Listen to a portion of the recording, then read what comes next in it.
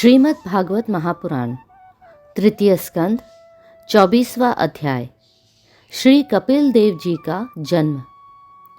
श्री मैत्रेय जी कहते हैं, उत्तम गुणों से सुशोभित मनु कुमारी देवहूति ने जब ऐसी वैराग्य युक्त बातें कही, तब कृपालु कर्दम मुनि को भगवान विष्णु के कथन का स्मरण हो आया और उन्होंने उससे कहा। कर्दम जी बोले, दोष रहित राजकुमारी, तुम अपने विषय में इस प्रकार खेद न करो। तुम्हारे गर्भ में अविनाशी भगवान विष्णु शीघ्र ही पधारेंगे। प्रिय, तुमने अनेक प्रकार के व्रतों का पालन किया है, अतः तुम्हारा कल्याण होगा।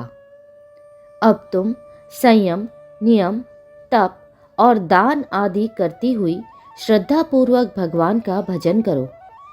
इस प्रकार आराधना करने पर श्री हरि तुम्हारे गर्भ से अवतीर्ण होकर मेरा यश बढ़ावेंगे और ब्रह्म ज्ञान का उपदेश करके तुम्हारे हृदय की अहंकारमयी ग्रंथि का छेदन करेंगे।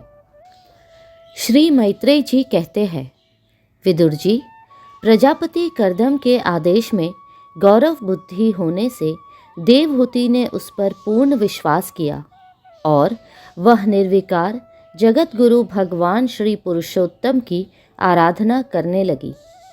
इस प्रकार बहुत समय बीत जाने पर भगवान मधुसूदन कर्दम जी के वीर्य का आश्रय ले उसके गर्भ से इस प्रकार प्रकट हुए जैसे काष्ठ में से अग्नि।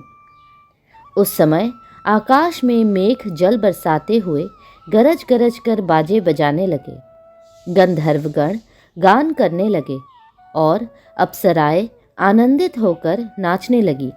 आकाश से देवताओं के बरसाए हुए दिव्य पुष्पों की वर्षा होने लगी। सब दिशाओं में आनंद छा गया। जलाशयों का जल निर्मल हो गया और सभी जीवों के मन प्रसन्न हो गए।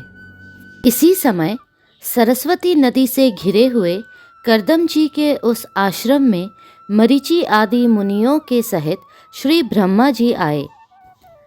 शत्रु दमन विदुर जी, स्वतः सिद्ध ज्ञान से संपन्न अजन्मा ब्रह्मा जी को यह मालूम हो गया था कि साक्षात परब्रह्म भगवान विष्णु सांख्य शास्त्र का उपदेश करने के लिए अपने विशुद्ध सत्वमय अंश से अवतीर्ण हुए हैं। अतः भगवान जिस कार्य को करना चाहते थे उसका उन्होंने विशुद्ध चित्त से अनुमोदन एवं आदर किया और अपनी संपूर्ण इंद्रियों से प्रसन्नता प्रकट करते हुए कर्दम जी से इस प्रकार कहा। श्री ब्रह्मा जी ने कहा, प्रिय कर्दम, तुम दूसरों को मान देने वाले हो। तुमने मेरा सम्मान करते हुए जो मेरी आज्ञा का पालन किया है, इससे तुम्हारे द्वारा निष्कपट भाव से मेरी पूजा संपन्न हुई है।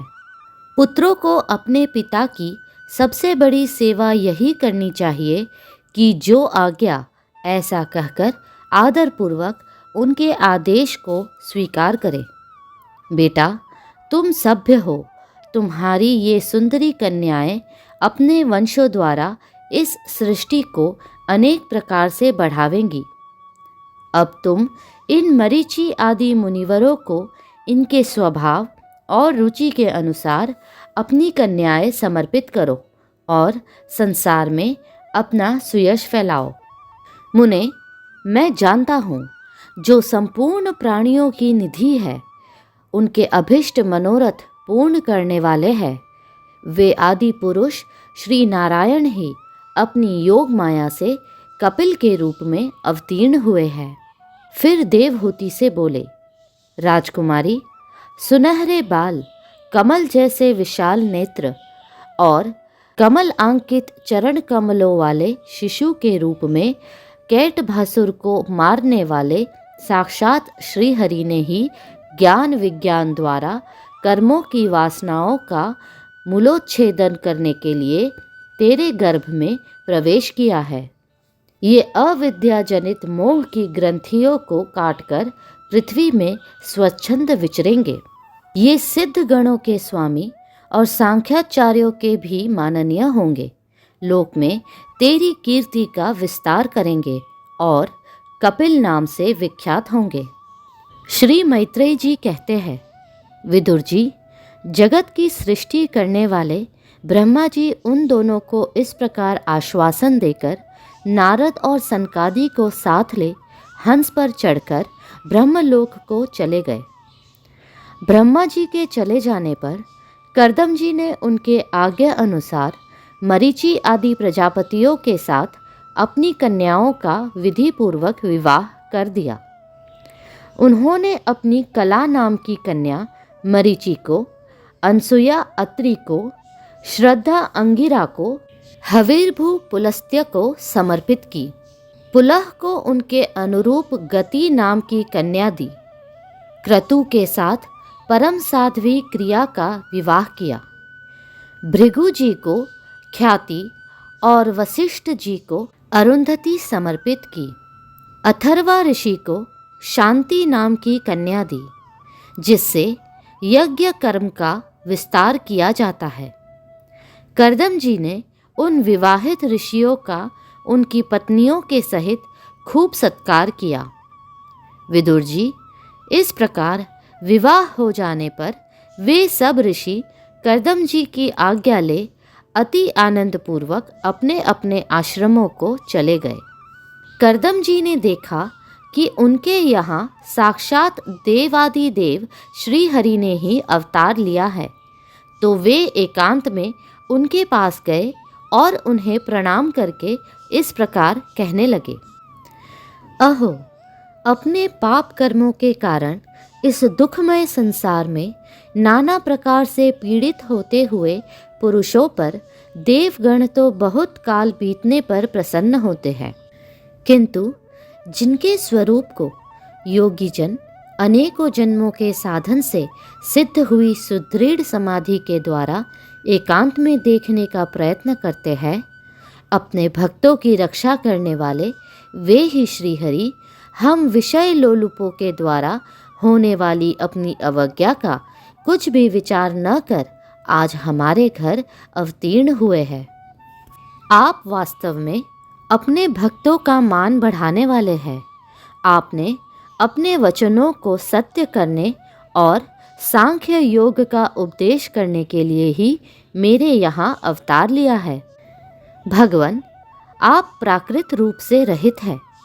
आपके जो चतुर्भुज आदि अलौकिक रूप है वे ही आपके योग्य है, तथा जो मनुष्य सदृश रूप आपके भक्तों को प्रिय लगते हैं वे भी आपको रुचिकर प्रतीत होते हैं। आपका पाद पीठ तत्व ज्ञान की इच्छा से विद्वानों द्वारा सर्वदा वंदनीय है, तथा आप ऐश्वर्य, वैराग्य, यश, ज्ञान, वीर्य और श्री इन 6 ऐश्वर्यों से पूर्ण है। मैं आपकी शरण में हूँ। भगवन, आप परब्रह्म है। सारी शक्तियाँ आपके अधीन है। प्रकृति, पुरुष, महतत्व, काल, त्रिविध, अहंकार, समस्त लोक एवं लोकपालों के रूप में आप ही प्रकट है, तथा आप सर्वज्ञ परमात्मा ही इस सारे प्रपंच को चेतन शक्ति के द्वारा अपने में लीन कर लेते हैं। अतः इन सब से परे भी आप ही है। मैं आप भगवान कपिल की शरण लेता हूँ। प्रभो, आपकी कृपा से मैं तीनों ऋणों से मुक्त हो गया हूँ और मेरे सभी मनोरथ पूर्ण हो चुके हैं। अब मैं संन्यास मार्ग को ग्रहण कर आपका चिंतन करते हुए शोक रहित होकर विचरूंगा।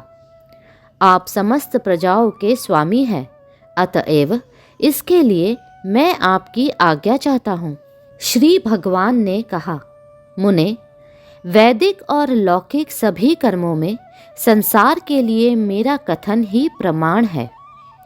इसलिए मैंने जो तुमसे कहा था कि मैं तुम्हारे यहाँ जन्म लूँगा, उसे सत्य करने के लिए ही मैंने यह अवतार लिया है। इस लोक में मेरा यह जन्म लिंग शरीर से मुक्त होने की इच्छा वाले मुनियों के लिए आत्मदर्शन में उपयोगी प्रकृति आदि तत्वों का विवेचन करने के लिए ही हुआ है।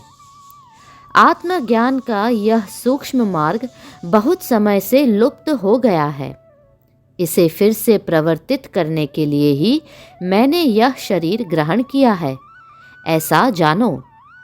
मुने, मैं आज्ञा देता हूँ, तुम इच्छा अनुसार जाओ और अपने संपूर्ण कर्म मुझे अर्पण करते हुए दुर्जय मृत्यु को जीतकर मोक्ष पद प्राप्त करने के लिए मेरा भजन करो।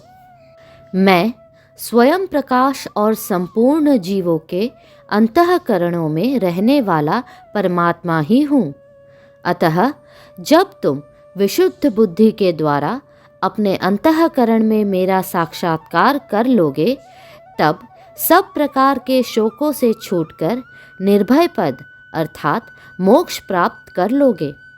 माता देवहूति को भी मैं संपूर्ण कर्मों से छुड़ाने वाला आत्मज्ञान प्रदान करूँगा, जिससे यह संसार रूप भय से पार हो जाएगी।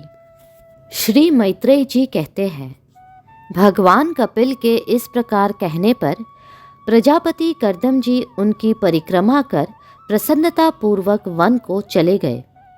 वहाँ अहिंसामय संन्यास धर्म का पालन करते हुए वे एकमात्र श्री भगवान की शरण हो गए तथा अग्नि और आश्रम का त्याग करके निःसंग भाव से पृथ्वी पर विचरने लगे।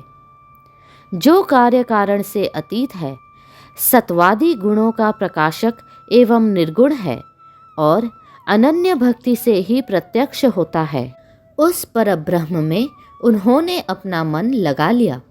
वे अहंकार, ममता और सुख दुख आदि द्वंद्वों से छूटकर समदर्शी अर्थात भेद दृष्टि से रहित हो सब में अपने आत्मा को ही देखने लगे। उनकी बुद्धि अंतर्मुख एवं शांत हो गई। उस समय धीर कर्दम जी शांत लहरों वाले समुद्र के समान जान पड़ने लगे। परम भक्ति भाव के द्वारा सर्व अंतर्यामी सर्वज्ञ श्री वासुदेव में चित्त स्थिर हो जाने से वे सारे बंधनों से मुक्त हो गए। संपूर्ण भूतों में अपने आत्मा श्री भगवान को और संपूर्ण भूतों को आत्मस्वरूप श्री हरि में स्थित देखने लगे। इस प्रकार इच्छा और द्वेष से रहित सर्वत्र समबुद्धि और भगवत भक्ति से संपन्न होकर श्री कर्दम जी ने भगवान का परम पद प्राप्त कर लिया। अगला अध्याय शीघ्र ही साझा होगा। कृपया करके लाइक, सब्सक्राइब और शेयर करें। शांति।